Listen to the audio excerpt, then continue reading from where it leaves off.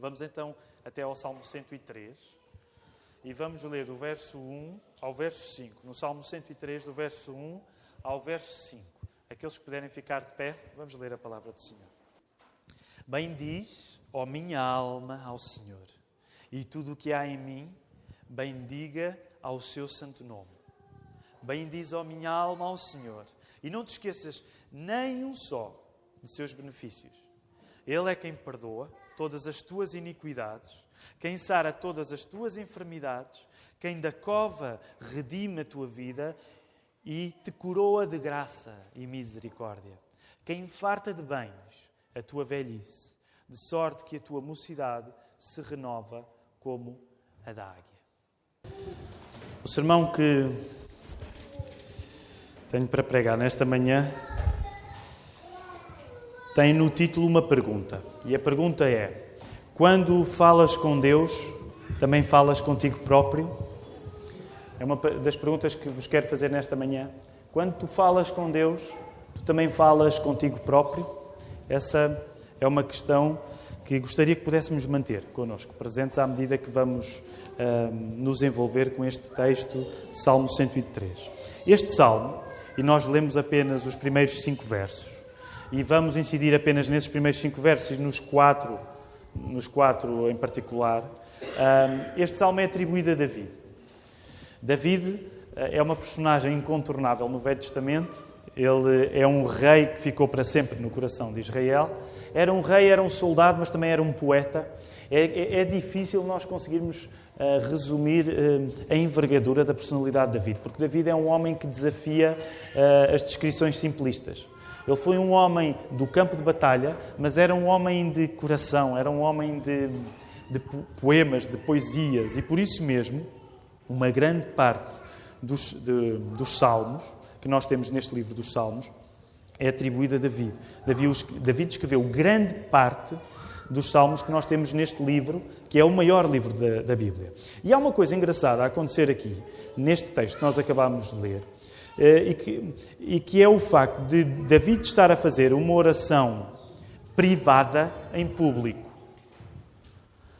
Há orações privadas, que são geralmente aquelas que nós fazemos sozinhos, e depois também há orações públicas. Aliás, desde que nós começámos o nosso culto, já ouvimos algumas orações públicas. As orações que as pessoas fazem cá à frente. Portanto, a oração privada geralmente é aquela que nós fazemos sozinhos e que mais ninguém ouve senão nós e Deus.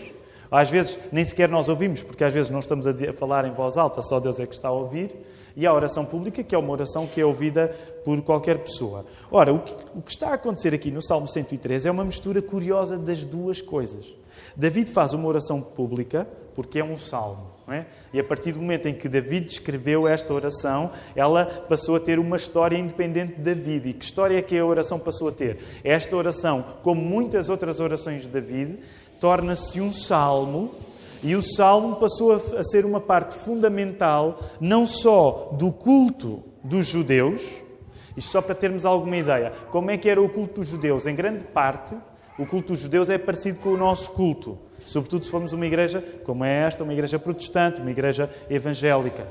O culto é em grande parte oração, é em grande parte canto e é em grande parte exposição da palavra. E nesse aspecto, estes ingredientes que fazem parte do nosso culto agora, já eram os ingredientes que faziam parte do culto dos judeus. Sendo que os salmos eram uma parte fundamental da maneira como os judeus prestavam culto. Portanto, reparem, é curioso. Isto que é uma oração privada era também uma oração pública, porque o facto de o rei David a ter escrito significa que esta oração que ele tinha escrito, que era sua, de David, passou a ser oração de um reino inteiro. A partir do momento em que a oração era do rei David, ela passou a ser a oração de um reino inteiro. A oração do rei era a oração do reino, mas surpreendentemente, nesta oração, que nós acabámos de ler no Salmo 103, David faz do conteúdo de uma oração que era orada por muita gente, David faz do conteúdo de uma oração que era orada por muita gente, uma oração muito íntima. E isto é uma das coisas preciosas que este texto tem para nós. A oração é algo que muita gente está a fazê-la, porque muita gente tinha acesso a esta oração, mas a oração Porque aqui está, é uma oração muito íntima que David faz para si mesmo. E que oração íntima é essa? E voltemos aí a olhar para o texto. Porque a resposta está. O que é que David pede publicamente a Deus para efeitos privados? Portanto, David está a fazer um pedido público, à frente de toda a gente, para efeitos privados. David está a pedir uma coisa à frente de muitas pessoas, mas é uma coisa que é para ele em particular. E o verso 1 e o verso 2 explicam. O que é que David está a pedir? Ele está a pedir, bem diz ó minha alma. E sabem quando a palavra ó minha alma aparece na Bíblia? É a maneira que a pessoa tem de falar de si mesmo. Quando a pessoa queria falar sobre si mesmo, a expressão minha alma, ó minha alma, era uma das expressões que a pessoa usava. Então qual é essa oração pública com efeitos privados que David está a fazer? David está a fazer esta oração. Bendiz, ó minha alma, ao Senhor, e tudo o que há em mim bendiga ao seu santo nome. Bendiz, ó minha alma, ao Senhor, e não te esqueças nem de um só dos seus benefícios. É como se David dissesse assim. É como se David dissesse assim para ele mesmo. David, não esqueças de louvar a Deus. David, não esqueças de todas as coisas boas que Deus te tem dado. David, podemos dizer desta maneira, acorda para a vida e reconhece que tudo o que tu tens... Tudo aquilo que tu tens e que é bom, é a Deus que deves. É como se David, ao fazer uma oração, estivesse também a falar para si mesmo. Ora, geralmente as pessoas que falam consigo mesmas, geralmente as pessoas que falam sozinhas, para si mesmas, às vezes passam por quê? Podem passar por malucas, não é? Se alguém for na rua a falar alto, sozinha, bem, hoje em dia... mais de 50% da probabilidade é que vai falar ao telemóvel e simplesmente nós não vimos o fio, não é? E hoje em dia é frequente, as pessoas andam a falar sozinhas porque ou levam os auriculares ou têm um sistema qualquer que lhes permite falar ao telefone assim. Mas se tirarmos este caso, se nós na rua virmos uma pessoa a falar sozinha, uma das reações típicas em nós é achar que a pessoa se calhar é um bocado avariada, não é? Agora, reparem uma coisa extraordinária na Bíblia, porque isto é extraordinário. Não é fantástico que um dos salmos da Bíblia, que neste caso é o Salmo 103, faça de uma pessoa que fala consigo um exemplo daquilo que a oração também deve ser? É fantástico. O facto de David estar a falar consigo mesmo torna-se um exemplo de que a oração também deve ter esse elemento de nós falarmos connosco próprios. Deixem-me fazer-vos uma pergunta. Quantos de nós nos sentiríamos à vontade se fôssemos apanhados a falar sozinhos e a tratarmos a nós próprios pelo nome? Não é? Quantos de nós imaginem que... Eu não vou perguntar quem é que o faz, mas imaginem que alguém nesta igreja tem essa prática. Está em casa e está sozinho em casa, faz de conta que sou eu e que anda pela casa e diz, Tiago... E nesse momento entra alguém. Provavelmente se isso acontecesse, eu sentia-me um bocado embaraçado. Não sei, já aconteceu a alguém estar a falar alto consigo mesmo e aparecer alguém e achar estranho? Nunca aconteceu a ninguém? Já algumas pessoas já aconteceu? Ok. Já há alguém que tenha este hábito e que se trate pelo seu próprio nome? Temos pessoas, ok? Sim? Então pronto. Estão a ver. Quando alguém colocar em causa a vossa sanidade mental, vocês podem dizer que David fazia uma coisa parecida. É verdade que ele não se trata a si próprio pelo seu nome, mas David fazia uma coisa parecida. David está a fazer uma oração pública, mas que tem efeitos privados, porque David está a falar para ele próprio. David sabe que quando fala com Deus é uma grande oportunidade para falar consigo mesmo. Já pensaram nisto? David sabe que quando fala com Deus, ele tem uma grande oportunidade para falar consigo mesmo. E deixa-me fazer a pergunta. E tu? Aproveitas o tempo em que oras para falares com o Pai, mas não só para falares com o Pai, para falares contigo próprio? É que tens liberdade de o fazer. David está a dar um exemplo desses. Se não aproveitas o tempo em que falas com Deus para falares contigo próprio, devias aproveitar. Esse é um dos encorajamentos que eu quero fazer nesta manhã. Que nós, quando oramos, aproveitemos o tempo em que estamos a falar com Deus para falar connosco próprios. A oração, sendo uma comunicação com Deus, também é uma comunicação connosco próprios. A oração, sendo uma comunicação com Deus, também é uma oração, também é uma comunicação connosco próprios. Para puxarmos um pouco pela nossa memória. Lembram-se há 2 anos, aliás, nós agora estamos a começar a aproximar no fim de semana cheio na Lapa. Não se esqueçam, convidem pessoas, já temos algumas das pessoas confirmadas. para o fim de semana cheio na Lapa, que vai ser apanhar aquele fim de semana de 15 de outubro. Okay? Coloquem na agenda, comecem a convidar pessoas. Há 2 anos, uma das convidadas que nós tivemos, eu não sei se recordam, foi a Anabela Mota Ribeiro, que é jornalista. A Anabela Mota Ribeiro, que entretanto se tornou uma amiga da Igreja, até porque, como vocês lembram, o ano passado, no livro que nós editámos, O Ter Fé na Cidade, tem o contributo de 4 pessoas, não é? Que 4 pessoas são essas? Alguém se lembra? Isto é para eu tentar verificar se alguém leu o livro que nós editamos. Quais são as 4 pessoas que contribuem para o livro? O Nuno Marco, foi a única parte que vocês leram. A seguir, quem é que mais? O Henrique Raposo, mais? O Samuel Lúria, o Sami e a Anabela Mota Ribeiro. Ora, na conversa que nós tivemos com a Anabela, e abrindo aqui um entre parênteses, essa conversa está na internet. Portanto, é uma conversa... Nós na Escola Dominical falávamos um pouco acerca de como estabelecer conversas com pessoas que não têm fé. Olha, eu acredito mesmo, deixem-me dizer desta maneira, que as conversas que nós temos tido no fim de semana cheio na Lapa são, às vezes, das melhores coisas que nós podemos enviar a pessoas que não têm fé para terem ideia daquilo que nós somos e aquilo em que nós acreditamos. E deixem-me só, ainda neste entre parênteses, eu já tenho aproveitado algumas das gravações de vídeo do fim de semana cheio na Lapa para, ainda antes das pessoas ouvirem os meus sermões, elas ouvirem aquelas conversas. E vai desde as conversas com as pessoas mais famosas, como o Governo Sombra, já tenho aproveitado, já tenho enviado isso para algumas pessoas ouvirem, mas deixem-me dizer, como já tenho dito noutras ocasiões, por exemplo, o testemunho do João e da Filomena é provavelmente o vídeo da nossa igreja que eu mais partilho. E, portanto, ao dizer-vos isto e fechando este entre parênteses, aquele material que nós temos estado a guardar, ele pode ser muito útil. Às vezes até para desmistificar um certo desconforto que as pessoas podem ter com a igreja, o facto de verem pessoas que possam conhecer, a entrar aqui e saber que elas continuam vivas, se calhar pode ajudar. Portanto, às vezes é a melhor maneira para as pessoas não terem medo. Ok, há 2 anos, na conversa que tivemos com a Anabela Mota Ribeiro, ela disse isto. Eu vou passar a citar a Anabela Mota Ribeiro agora. Ela disse assim: eu não sou uma pessoa religiosa, mas sinto-me bem em espaços de oração. Há uma coisa que gosto muito nesses espaços e que passa sobretudo por uma noção de intimidade e concentração na essência do que estamos a procurar. Vou voltar a repetir esta frase. Há uma coisa que gosto muito nestes espaços de oração e que passa sobretudo por uma noção de intimidade e de concentração na essência do que estamos a procurar. E ela continua: além da necessidade de um outro, há a necessidade da conversa connosco próprios. E aí estamos muitas vezes falhos, com pouca experiência. Estamos muitas vezes esquecidos daquilo que é a nossa narrativa, quem é que nós somos, o que é que estamos aqui a fazer. Penso que um dos problemas desta sociedade tão atónita, onde há tantos caminhos de comunicação social, redes sociais, é que esta sociedade não pergunta: e a conversa connosco próprios, onde é que ela fica? Deixem-me voltar só a repetir esta última frase e termino esta citação da Anabela.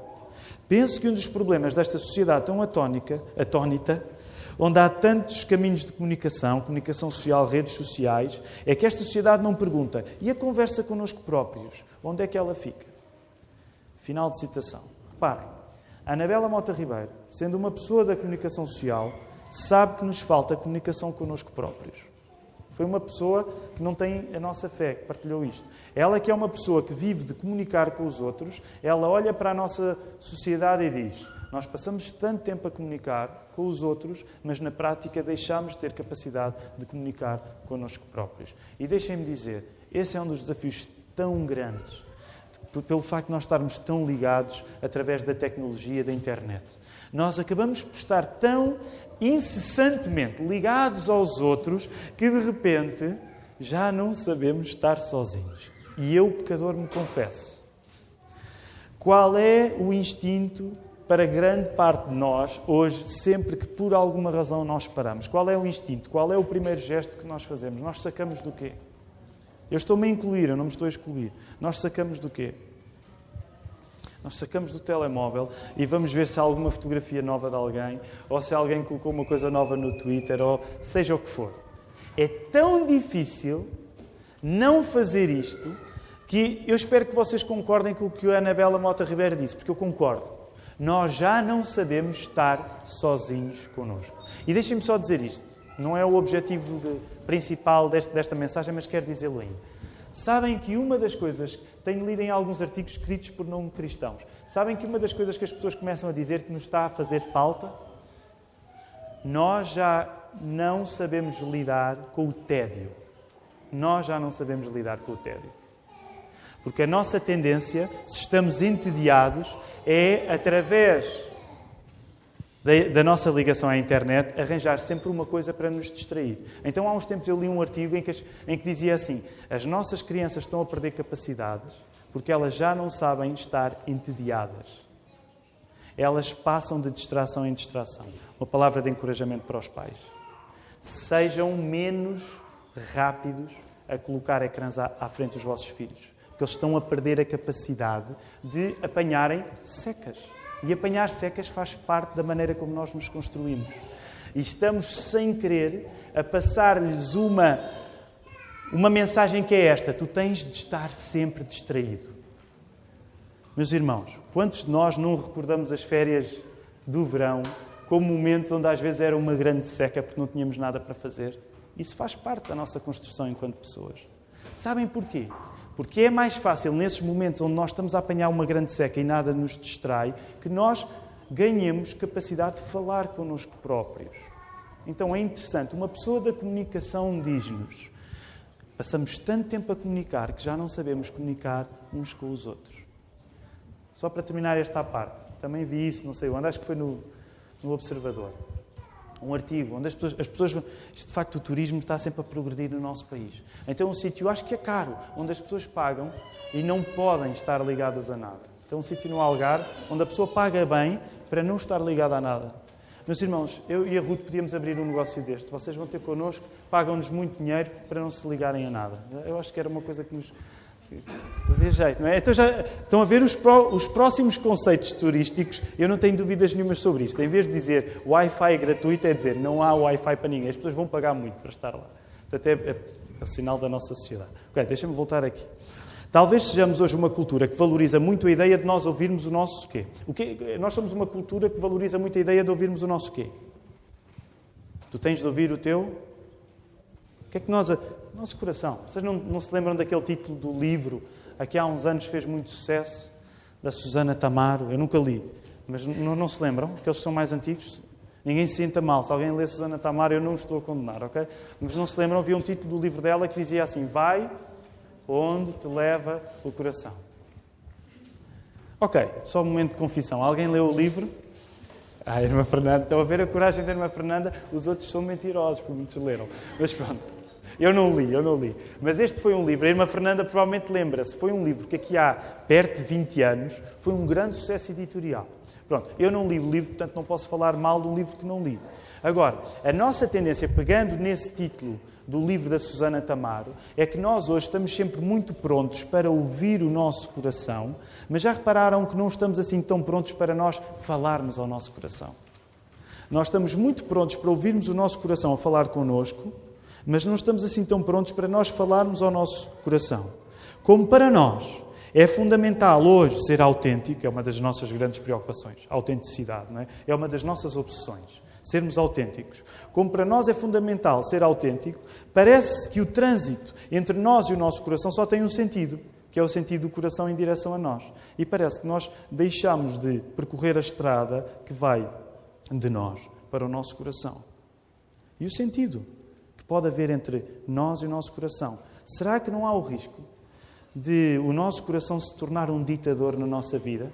Nós passamos tanto tempo a ouvi-lo e não lhe dizemos nada, que ele acaba por ser um ditador na nossa vida. Lembram-se há uns sermões? Há umas semanas eu falei-vos de como, se nós não passamos por circunstâncias na vida em que temos de contrariar o nosso coração, então é sinal que o nosso coração é que é o nosso Deus. Lembram-se desse sermão? Há uns meses? Continua a estar relacionado com isso. Nós podemos cair no risco de estarmos tão obcecados em ouvir o nosso coração que ele torna-se um ditador para nós. Nós só fazemos aquilo que sentimos. Ora, é muito interessante, porque já viram o que é que David está a fazer aqui no Salmo 103? David está a falar ao seu coração. David não está a dizer: David, meu querido coração, se eu não sentir vontade de bem dizer o nome de Deus, olha, paciência, ao menos estou a ser autêntico na minha não vontade de louvar a Deus. David não está a fazer isto. David está a fazer uma coisa que nos parece estranha hoje para a nossa cultura. Está a dizer: meu coração, não te esqueças de louvar a Deus. David está a falar com o seu coração. David está a pregar a fé que tem a si mesmo. E deixa-me dizer, a oração também é isto. A oração não é apenas nós dizermos aquilo que sentimos. A oração também é nós dizermos a nós próprios aquilo que devemos sentir. E nós, grande parte das vezes, somos bons a ter orações espontâneas, eventualmente, onde dizemos tudo aquilo que sentimos a Deus. Mas não se esqueçam, isso é importante na oração, mas a oração não é só isso. A oração, como vemos David a dar-nos exemplo, também é a oportunidade de nós dizermos ao nosso coração as coisas que não sentimos. E o verso 3 dá-nos o chão, onde pomos de pé este diálogo entre nós e o nosso coração. O verso 3 dá-nos o chão, onde nós pomos de pé o diálogo entre o que a oração também deve ser. Colocando a questão em forma de pergunta. Porquê é que nós devemos usar o tempo em que falamos com Deus para falarmos connosco próprios? Tentando responder com o verso 3 a esta pergunta. Porque devemos usar o tempo em que falamos com Deus para falarmos connosco próprios? E a resposta é esta, a partir do que o verso 3 diz. Porque se nós partirmos da consciência que Deus nos perdoa, como David partia, nós saberemos que falar connosco próprios vai fazer-nos querer falar mais com Deus.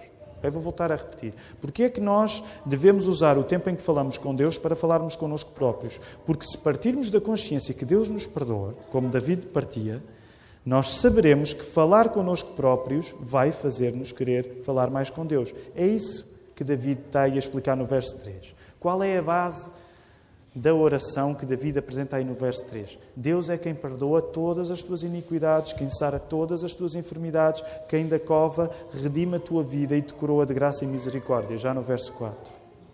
É esta a lógica que nós vemos a funcionar nesta oração do Salmo 103. É importante termos comunhão connosco próprios para que haja mais comunhão ainda com Deus. Reparem, David falava consigo mesmo para que pudesse falar mais com Deus e para que pudesse falar mais sobre Deus. Vou voltar a repetir. David fala consigo próprio quando ora para que possa falar mais com Deus e para que possa falar mais sobre Deus.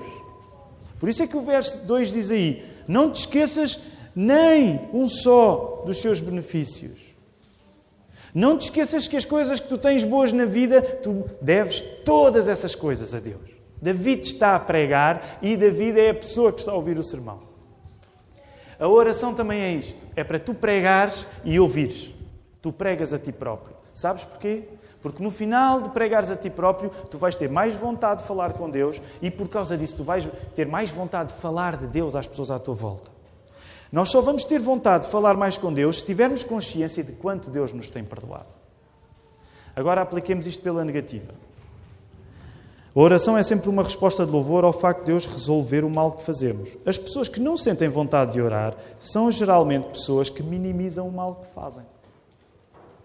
Agora, eu não quero ser castigador, mas porquê é que nós sentimos tão pouca vontade de orar? Uma das razões, por aquilo que David nos está aqui a dizer, sabem porquê é que nós sentimos pouca vontade de orar?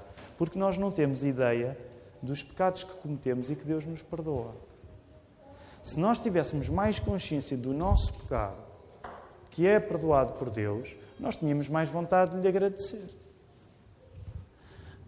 As nossas vidas de oração são fracas, sabem porquê? Porque na prática nós achamos que somos melhores do que somos. Uma pessoa que ora pouco é sempre uma pessoa que acha que é melhor do que é. Porquê? Porque quando a pessoa sabe o quanto Deus lhe perdoa, a pessoa tem vontade de louvar e de agradecer a Deus. Deixa-me tentar esta analogia. Ela não está no texto do sermão, mas deixa-me tentar esta analogia. Não sei se é melhor, mas imaginem que há uma grande dívida. Uma grande dívida que por alguma razão vocês tiveram de contrair. E que alguém se chegou à frente. Imaginem um familiar vosso. Vocês tiveram um problema financeiro e um familiar vosso chegou-se à frente. Provavelmente, o vosso convívio com aquele familiar que se chegou à frente e que vos pagou, como é que vai ser? Vai ser um convívio onde vocês vão para a casa dele pôr e dispor? Como é que nós nos comportamos com pessoas que tiveram de avançar dinheiro para problemas nossos. Como é que nos comportamos com essas pessoas? É à vontadinha? Como é que nos comportamos? Respondam. Como? Com humildade. Com gratidão. Porque estão na presença de uma pessoa que vos desenrascou. Vocês não vão chegar lá, peito feito, a dar ordens na casa dessa pessoa. Porque como ela fez por vocês uma coisa que vocês sozinhos não conseguiram fazer, vocês vão, como a Marta disse e com razão, vocês vão ser humildes com essa pessoa. E sabem, provavelmente, quando estão com essa pessoa, até tentam, na medida do possível, levar-lhe presentes, fazer-lhes cortesias. Porquê? Porque querem mostrar a essa pessoa que estão gratos por aquilo que ela vos fez. A oração parte da mesma lógica. Quando nós oramos e sabemos que Jesus morreu pelos nossos pecados, nós temos de vontade de lhe agradecer. Quando nós não temos vontade de lhe agradecer, é porque, no fundo, mesmo que não seja consciente, nós passamos a achar que aquilo que ele fez, se calhar não foi assim tão importante. Portanto, a falta de oração na nossa vida é sempre um sintoma que eu me julgo melhor do que sou. As pessoas que não oram e minimizam o mal que fazem... Agora, reparem, isto é interessante. Eu quero terminar, mas quero aproximar-nos do fim. Reparem a consequência disto. As pessoas que não oram, porque minimizam o mal que fazem, ironicamente também se tornam mais desligadas de si próprias. As pessoas que não oram, porque minimizam o pecado que praticam e a necessidade de Deus lhes perdoar e o facto de Deus lhes ter perdoado. As pessoas que não oram, porque minimizam o pecado que praticam, na prática vão se tornar pessoas mais desligadas delas próprias. O que vai fazer com que estas pessoas acabem por praticar ainda mais mal, num triste ciclo vicioso. Reparem, quando eu não oro, eu mostro que não tenho consciência do mal que faço e que Deus perdoa o mal que eu faço. Mas, por outro lado, como eu mostro que não tenho consciência, eu torno-me uma pessoa mais desligada de mim própria. Nós tornamos pessoas a navegar num mundo nosso, da nossa imaginação. E quero voltar a citar a Anabela Mota Ribeiro, porque ela diz mais uma coisa. Ela diz assim: quase sempre as pessoas com quem eu falo são bem-sucedidas nas suas áreas e têm um discurso muito articulado acerca do que fazem. E permitam-me aqui agora à parte. E quero dizer com carinho. Mas a mesma coisa acontece na nossa igreja. Quando eu vos pergunto coisas da vossa área, há uma convicção que as pessoas têm a falar sobre a sua área. Porquê? Porque é a área, é aquilo que fazem, é aquilo que são. São pagas para fazer aquilo. Então reparem o que a Anabela Mota Ribeiro está a dizer. Quase sempre as pessoas com quem eu falo são bem-sucedidas nas suas áreas e têm um discurso muito articulado acerca do que fazem. Inventei uma categoria para estas pessoas. As pessoas que sabem tudo sobre a muralha da China e nada sobre si mesmas. E ela continua, a Anabela. E é incrível isto. Falamos com pessoas que são capazes de exaurir um texto, um tema, de explicar tudo sobre um tema, e de repente elas dizem: nunca me tinha ocorrido pensar sobre isso, sobre o que me está a perguntar. E continua a Anabela Mota Ribeiro. É como se estivéssemos tão ocupados a responder ao que se passa cá fora e depois não temos esse momento de paragem para nos ouvirmos. Percebem onde eu quero chegar com isto? Isto aplica-se a nós. Nós, às vezes, somos especialistas. Isso acontece. Se eu for fazer-vos uma pergunta sobre a vossa área, há uma vontade natural. Mas se calhar, se eu vos fizer uma pergunta sobre a vossa vida pessoal, vocês não têm palavras para dizer. É um vocabulário que não dominam. Porquê? Porque provavelmente nos falta oração na nossa vida. Se eu perguntar: olha, porquê é que na tua vida, como é que tem sido a tua relação com a tua mulher? Se calhar nós de repente, eu não sei falar essa língua da relação com a minha mulher. Como é que tem sido a tua relação? Que coisas é que tens aprendido nos últimos tempos acerca de Deus? Eu não sei se sei falar essa língua. Mas se eu perguntar: quais são as coisas que têm mais irritado no teu chefe? Nós aí naturalmente sabemos falar. O propósito desta mensagem não é que nós nos tornemos mais absorvidos em nós próprios. Hein? Percebam isto. O propósito desta mensagem não é que nos tornemos mais absorvidos em nós próprios, mas que, pelo contrário, ao falarmos connosco próprios, tenhamos uma ação concreta de falarmos mais com Deus. Ao falarmos mais connosco próprios, que nós falemos mais com Deus. De certa maneira, podemos dizer, e vou dizer devagarinho, David ora para que ore mais. David ora e fala para si próprio para que ele ore mais. Para um cristão, a oração também serve para que ele ore, para que ore mais. Nós ainda há pouco tivemos um desafio de oração de 3 semanas, que era por outras pessoas. Deixem-me sugerir outro, não vou sugerir de uma maneira formal, mas deixem-me sugerir um exercício de oração para nós neste domingo. Que tal orares para que ores mais? Que tal orares para que ores mais? Alguém pode dizer, isso é um bocado ilógico, é um bocado contraditório. Deixem-me dizer, não é contraditório. Sabem porquê? É o facto de nós precisamos de orar para orar mais que nos explica que nós somos salvos porquê? Porquê é que nós somos salvos? Somos salvos por Cristo e é um ato de... somos salvos pela graça. Sabem uma coisa? Não há pessoas que oram porque são especialistas em orar. Para um cristão não há especialistas em oração. Ninguém ora porque é bom orar. Sabem, se há uma pessoa que consegue orar muito, sabem que ela não ora mais porque ela tem jeito e vocês não têm. E às vezes é a desculpa que nós damos. Aquele irmão ora tanto, ele fala tanto, ele tem tanto jeito para orar. Meus queridos irmãos, o que a Bíblia nos diz é, sabem qual é a capacidade que nós temos para orar? É uma capacidade que vem de onde? De onde é que vem a capacidade que eu tenho para orar? É de não me calar? Isso às vezes pode ajudar, sem dúvida. Não estou a dizer que não contribui. Mas de onde é que vem a capacidade que eu tenho para orar? Vem de mim próprio, vem da minha temperatura, vem da minha personalidade. Vem de onde? Vem do Espírito Santo. Portanto, não há profissionais da oração. Todas as pessoas que investem muito tempo a orar, investem não porque são boas a orar, mas porque Deus lhes dá esse dom. O que tu tens de fazer, se oras pouco, é pedir, Deus, ajuda-me a orar mais. Esta é uma mensagem no Novo Testamento que aparece. Nós temos de pedir a Deus para orar mais. Sabem qual é a tristeza? Eu não quero lamentar muito, mas sabem qual é a tristeza? É que nós não oramos para orar mais. Sabem porquê? Porque na prática, lá no fundinho, uma boa parte de nós acha a oração uma seca. Se eu tivesse um instrumento mágico para avaliar o nosso coração, ainda bem que os pastores não têm, até porque o coração deles depois também ficava à mostra, mas se eu tivesse um instrumento mágico para avaliar as percentagens das razões que nos levam a orar mais ou menos, eu sei, por experiência própria, que uma das razões pelas quais eu não oro mais é porque lá no fundo eu acho que orar é uma seca. E sabem porquê é que eu acho que orar é uma seca? Porque apesar de dizer na teoria que sou salvo pela graça, eu vivo como me salvasse pelo meu próprio mérito. Eu só vou orar quando preciso de orar. Isso não é uma religião de graça. Essa é uma religião de mérito. É aqui que eu quero terminar. A fé é um dom e a oração também é um dom. O resultado final vai ser uma consciência superior do amor de Deus Pai. Sabem, quando nós vamos orar, como David orou, quando nós orarmos falando connosco próprios para falar mais com Deus, uma das coisas que nós vamos ganhar é uma consciência de que Deus nos ama, muito mais do que nós julgamos. E sabem que nós gostamos de ser amados. Por isso é que nós vamos querer orar. Porque quando nós oramos mais, nós ganhamos mais a consciência que Deus nos ama. A segunda coisa é que nós vamos ganhar um amor maior ao que Cristo fez por nós, para que esse perdão de Deus se concretizasse através da sua morte e ressurreição. Sabem que essa é uma das coisas que acontece quando nós oramos.